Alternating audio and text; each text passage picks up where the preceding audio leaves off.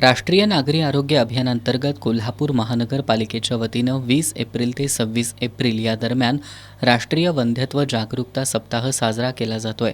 या निमित्तानं सिद्धगिरी जननी IVF centre आणि कोल्हापूर महानगरपालिका यांच्या संयुक्त विद्यमानं 24 एप्रिल रोजी सकाळी 9 वाजता सावित्रीबाई फुले हॉस्पिटलमध्ये मोफत IVF सल्ला शिबिराचं आयोजन करण्यात येणार आहे। यामध्ये गरजू जोडप्यांना डॉक्टर वर्षा पाटील या मार्गदर्शन करून पुढील उपचाराबद्दल सल्ला देणार आहेत, अशी माहिती प्रशासक के मंजुलक्ष्मी यांनी दिली।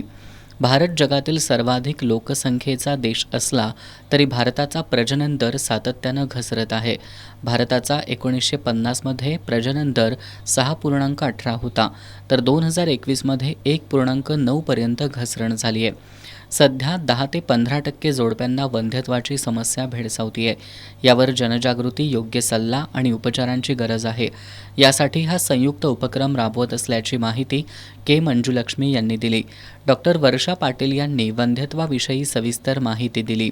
या शिबिरातून IVF न करता काय करता येईल यावर मार्गदर्शन करण्यात येणार आहे।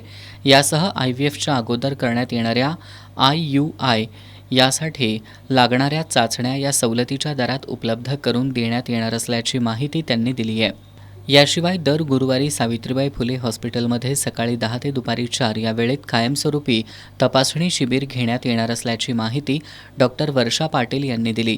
या पत्रकार बैठकीला अतिरिक्त आयुक्त राहुल रोकडे आणि सिद्धगिरी जननी IVF सेंटरमधील डॉक्टर, अधिकारी उपस्थित होते।